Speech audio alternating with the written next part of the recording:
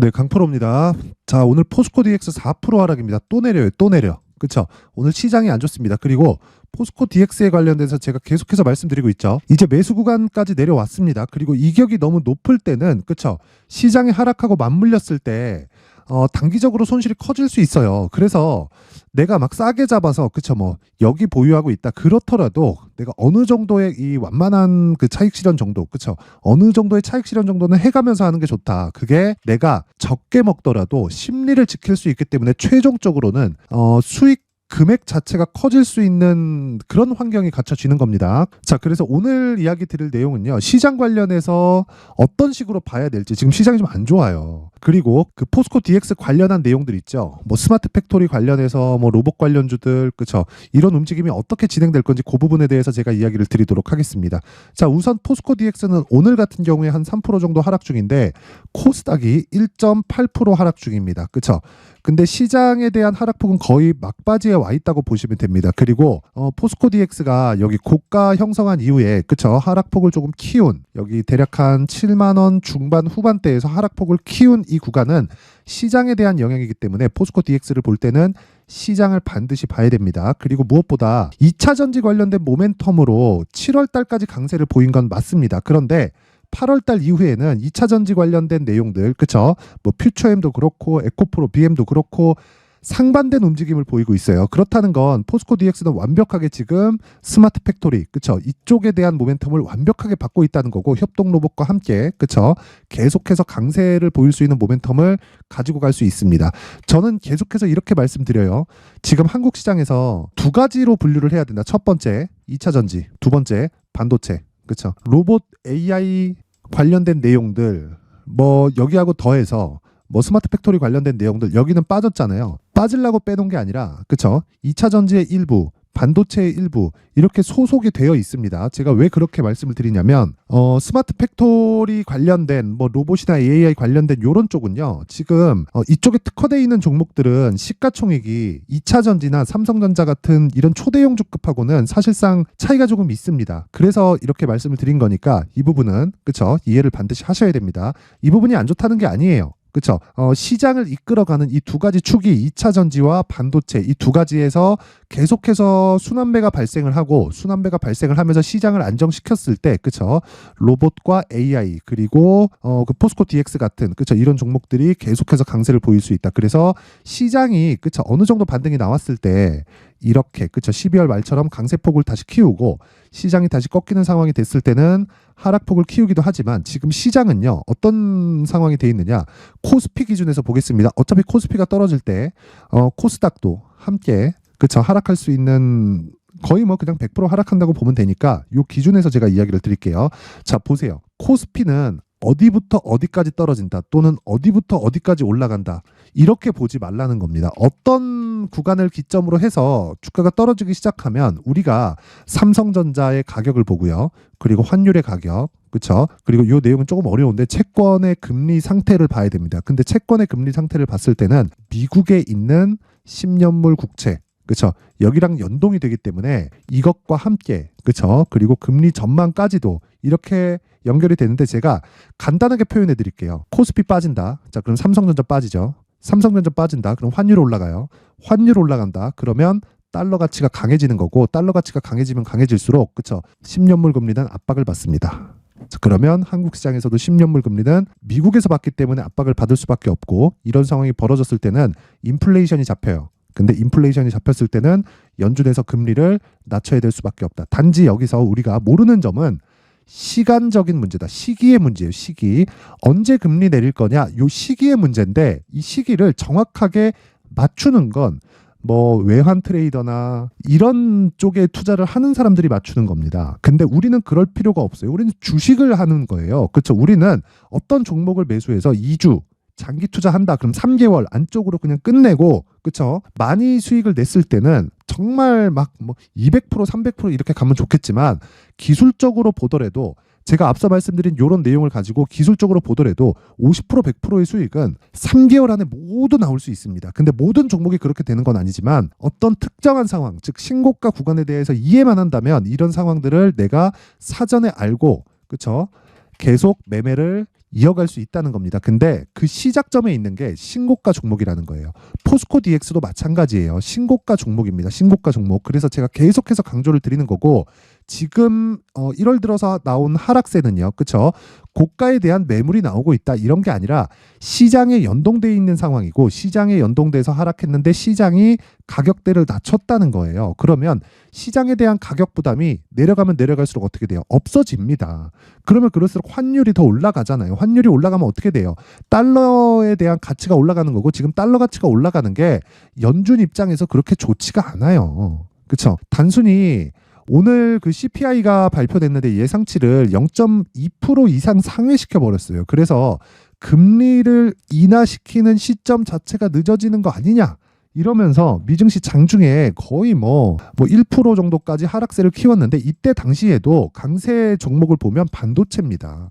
이런 상황이 왜 벌어지겠어요? 금리 인하를 하든 인상을 하든 주식시장에서는 무조건 성장 섹터가 강세를 보일 수밖에 없고, 한국 시장에서 봤을 때 여기 뭐 로봇, 스마트 팩토리 이쪽도 당연히 성장 섹터 안에 포함되어 있습니다. 그래서 제가 포스코 DX에 대해서 계속 강조를 드리는 거고, 그랬을 때 우리가 가격적인 전략을 철저하게 잡고 2주 안에 수익 전환을 시켜서, 그쵸? 지금부터 새로운 시작점을 잡아가자. 그게 핵심 내용입니다. 그리고 이런 과정에서 공매도들이 기승을 부리게 마련이에요. 지금 공매도가 막혀 있다고는 하지만 신규 공매도가 막혀 있는 거고 상환이 막혀 있는 건 아닙니다. 이 상태에서 추가적으로 올라가잖아요. 어떻게 되는 줄 아세요? 완전 쏟아져 들어옵니다. 그래서 그 공매도 관련된 내용을, 그리고 그것과 함께 제가 가격적인 전략을 이야기를 드릴 건데, 그 말씀을 드리기 전에 자, 제가 연초 이벤트로, 그쵸? 소통방에 대해서 안내 말씀을 드리고 가겠습니다. 자, 여기 보이시는 화면은 강프로의 무료 소통방입니다.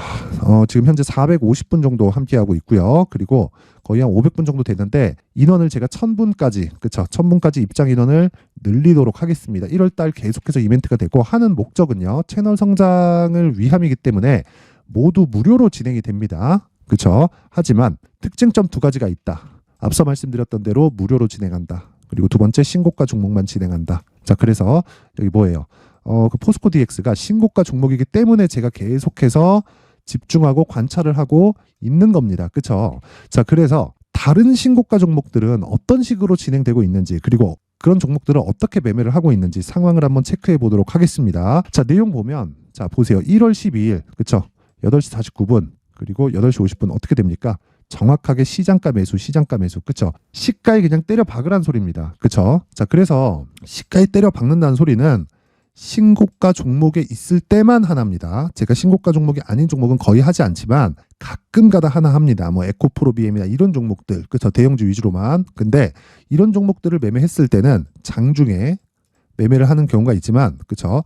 그런 종목도 그렇고 신고가 종목도 그렇고 모두 스윙으로 진행을 합니다. 자, 그래서 오늘 같은 경우에 어떤 식으로 매매가 진행됐는지 롯데정보통신, 자, 내용 보시면, 자, 시가 대비해서 어때요? 한 10% 정도의 수익권. 고가까지 따지면 20% 정도. 그쵸? 고가 대비해서 10% 빠졌죠. 근데 안 팔죠. 왜? 시가에 때려 박았으니까. 시가 얼마예요? 그쵸? 39,500원. 지금 얼마예요? 43,100원. 고가 얼마예요? 46,800원. 고가를 잡으려고 하지 마세요. 내가 매수를 잘하면, 그쵸? 굳이 떨어지는 걸 확인하고 매도를 하더라도, 즉 음봉을 확인하고 매도를 하더라도 충분한 수익 구간에서 매도를 할 수 있다. 이런 부분, 그렇죠?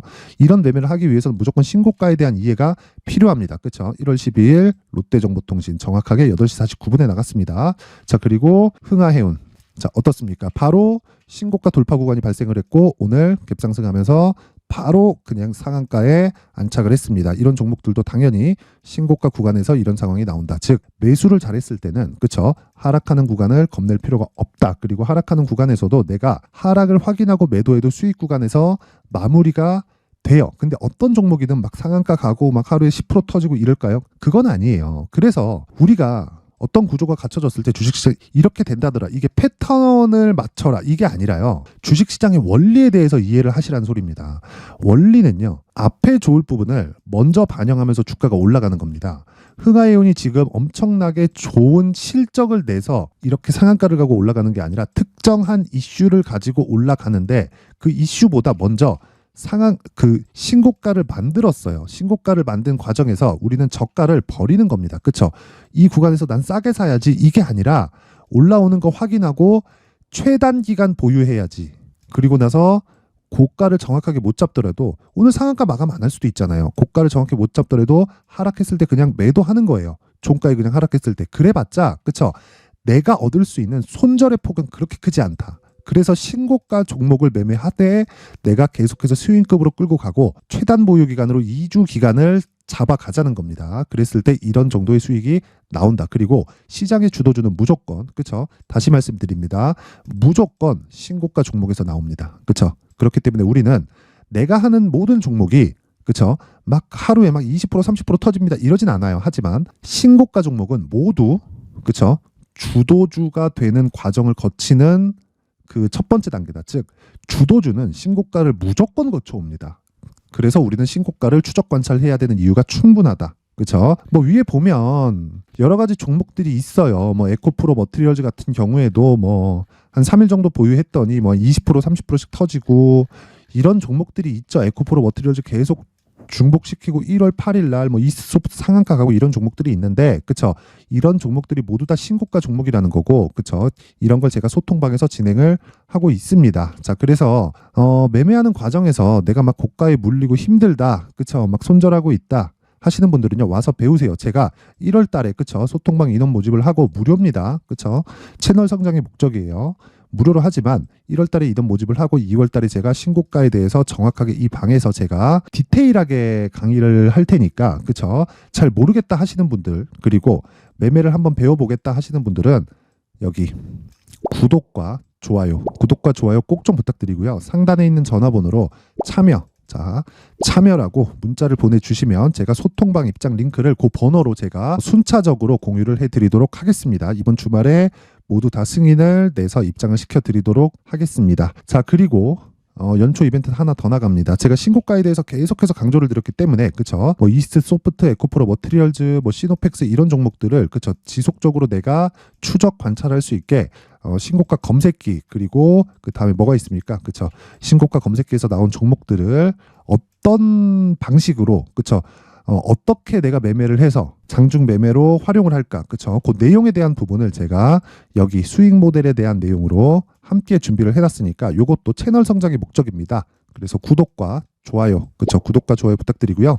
상단에 있는 전화번호로 참여라고 문자를 보내주시면 제가 소통방 입장 링크, 그쵸? 그 번호로 수익 모델 그리고 신고가 검색기까지 함께 공유를 해드리도록 하겠습니다. 자, 다시 포스코 DX로 돌아와서 보겠습니다. 포스코 DX. 자, 내용 보면 오늘 떨어지기는 떨어집니다. 근데 어저께도 제가 이야기를 드렸어요. 포스코 DX를 볼 때는 무조건 가격적인 디테일함. 그렇죠? 그리고 2주 안에 털고 나올 수 있는 상황을 만들어야 된다. 그리고 2주 안에 내가 계획한 대로 간다면 그쵸? 고가 돌파가 나올 것이고 고가 돌파가 나왔을 때는 어떻게 해야 됩니까? 당연히 3개월까지 끌고 가서 내가 수익을 극대화시킬 수 있다. 근데 내가 저 위에 막 85,000원, 9만 원, 10만 원 가가지고 막 잡았어. 거기서 내가 3개월 동안 끌고 가야지. 이러면 심리가 위축되겠죠. 그래서 가격에 대해서 집중을 하라는 겁니다. 그쵸? 그리고 그 가격에 대해서 지금 임박해 있는 상황이고 시장도 이제 더 이상 가격 부담이 없는 구간까지 내려온 상황이기 때문에 그쵸? 지금부터 가격에 대해서 집중할 수 있는 내용을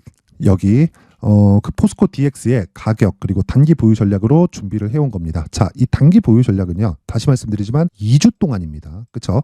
2주 동안에 무언가 결정을 내야 되기 때문에 가격을 디테일하게 봐야겠죠. 자, 그래서 요거를 제가 20페이지에 걸쳐서 아주 상세하게 내용 준비를 해놨는데 영상에서 이야기를 드리면 제가 찍는 시간도 너무 오래 걸리고 한 2시간, 3시간 정도 걸립니다. 자, 그러면 내용이 긴 만큼 그 편집 시간도 너무 오래 걸리기 때문에 그쵸? 이런 식으로 내용을 준비를 해온 거니까 이것도 채널 성장의 목적입니다. 자, 구독과 좋아요 부탁드리고요.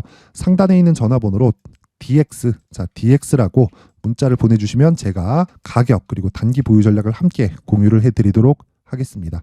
자, 항상 시청해 주셔서 감사드리고요. 자, 그리고 제가 신고가에 대해서 계속해서 강조를 드렸잖아요. 그쵸? 이게 정말 신고가에 대해서 이해를 해야만이 나만의 수익 모델을 만들 수 있기 때문에 그렇습니다. 자, 그래서 제가 12월 달부터 계속 진행하고 있는 신고가 주도주가 있습니다. 마침 지금 조정 구간에도 계속해서 시장 대비해서 지속적으로 강세를 보이고 있는데 그런 종목들을 왜 어떤 관점으로 얼마에 매매를 해야 되고 내가 보유 기간을 어떻게 잡아가야 되는지까지 그쵸? 그 내용에 대해서 제가 상세하게 내용을 준비를 해놨으니까 영상 끝까지 시청하시고요. 모든 분들이 성공 투자하셨으면 좋겠습니다. 자, 제가 항상 신고가 종목에 대해서 강조를 드립니다. 자, 신고가 종목에 대해서 강조를 드리는 건 크게 시세가 발생하는 대시세 종목은 모두 신고가 구간을 거쳐서 발생하기 때문에 그렇습니다. 시장은요, 좋을 때도 있고 나쁠 때도 있어요. 그런데 대시세 종목은요, 시장이 좋든 나쁘든 그 숫자의 차이가 있을 뿐이고요. 매년 발생을 합니다. 올해 같은 경우에도 마찬가지예요. 23년이죠. 1월부터 로봇, AI, 시세를 크게 발생을 시켰는데 이미 22년도 중반 후반에 신고가를 달성을 하고 매물 소화 과정을 거친 이후에 시세가 발생을 했습니다. 2월 달부터 2차 전지의 강세가 있었죠. 그런데 22년도에 이미 에코프로 같은 경우에는 신고가를 달성한 이후가 됐고요. 대장주가 강한 움직임을 보이다 보니까 그리고 나서 에코프로 PM 그리고 관련된 종목들이 강하게 시세를 내는 시작점이 만들어졌습니다. 3월부터는 그렇죠. 삼성전자와 하이닉스의 강한 움직임이 발생하기 시작했고요. 그러면서 한미반도체가 신고가를 달성을 했고 매물 소화 과정을 대략 한 2달 정도 거친 이후에 추가적으로 시세를 발생을 시켰습니다. 자, 어떤 종목이든 신고가를 거치면서 대시세 구간으로 들어간다는 거고 이런 대시세 종목에는 신고가라는 내용을 이해했을 때 이런 상황을 만들 수가 있는데 자, 보세요. 22년 11월 21일 날 정확하게 레인보우 로보틱스를 시작을 했고요. 이때 당시에 레인보우 로보틱스의 가격은 33,800원이었습니다. 실제 세 달이 채 되지 않는 보유기간을 가진 이후, 그쵸? 한 100% 정도의 수익 실현을 할 수가 있었고요. 그 이후에 추가적인 상승이 나왔지만 내가 매수를 잘 했기 때문에 보유기간을 최소한으로 줄여서 가더라도 충분한 수익이 발생을 했다는 겁니다. 언제든지 저가를 잡을 수 없고 고가를 잡을 수 없기 때문에 내가 강조를 해야 되는 건 신고가 이후에 매수하는 구간 그리고 첫 번째 수익 구간만 먹더라도 다음 종목으로 이동을 할 수 있다는 거죠. 실제 그리고 나서 3월 달에 반도체 종목에 대해서 계속해서 제가 강조를 드렸었고 그런 이후에 매물 소화 과정을 거치고 5월 달부터 반도체 공략을 시작한 결과 그쵸? 세 달이 채 되지 않아서 ISC 그리고 한미 반도체까지 100%에 달하는 수익 실현에 성공을 했습니다. 그래서 계속해서 강조를 드리는 거예요. 시장은요, 좋을 때도 있고 나쁠 때도 있어요. 그런데 대시세 종목은 숫자의 차이가 있을 뿐이고요. 매년 발생을 한다는 거고 분기별로 나오게 됩니다. 물론 이런 종목을 모두 다 잡을 수는 없지만 지금 같은 경우에는요, 두 가지 내용으로 구분이 가능합니다. 첫 번째, AI 반도체 쪽으로 들어가야 되고요. 그리고 또 한 가지, 내년 4월에 있을 총선 테마가 지금부터 준비되어 있어야 된다는 거죠. 물론 이 두 종목 모두 신고가 종목에 있는 종목을 공략해야 되기 때문에 신고가 구간에서 매매를 해야 된다는 건 어떤 상황에서든 불변의 진리라고 보시면 됩니다. 자, 그래서 제가 AI 반도체 관련된 종목들은 강프로의 소통방에서 같이 공개를 하도록 하겠고요. 4월 달에 있을 총선을 대비한 대시세 종목은요, 이렇게 준비를 해왔습니다. 자, 내용을 한번 보시면 그쵸? 큰 폭의 하락을 거친 이후에 장기간 횡보 구간을 거쳤고 그리고 최근에 들어서 신고가를 만들어냈죠. 이후에 추가적으로 상승이 나오는 구간을 만들기 위해서 눌림목 구간에 있는 그런 상황이고요. 지금은 매집 구간에 있다고 보시면 됩니다. 자, 장기간 매집이 중요한가, 단기간 매집이 중요한가 이런 부분에 대해서는 모두 무시하셔도 되고 무엇보다 신고가를 갔다는 것 자체 그리고 변하지 않는 총선 스케줄을 본다면요. 지금부터 내용을 준비를 하셔야 되고 매집 구간으로 계속해서 삼고 있어야 됩니다. 자, 지금부터 물량을 잘 모아 가시면 정말 크게 수익은 낼 수 있는 매매를 할 수 있다라고 이야기를 드릴 수 있기 때문에 이 종목이 어떤 종목인지 잘 받아가서 결과적으로 큰 수익을 볼 수 있는 이런 매매를 해보고 싶어 하시는 분들이 계시면요. 구독과 좋아요 부탁드리고요. 그리고 상단에 제 전화번호 확인해서 대시세라고 문자 보내주시면 되고요. 대시세라고 문자 보내주시는 분들에 한해서만 제가 어렵게 찾아놓은 이 종목을 모든 분들에게 다 공유를 해드리도록 하겠습니다. 내년 총선은 바뀌지 않은 스케줄이기 때문에 이 종목 꼭 받아가서 모든 분들이 큰 수익 내셨으면 좋겠습니다.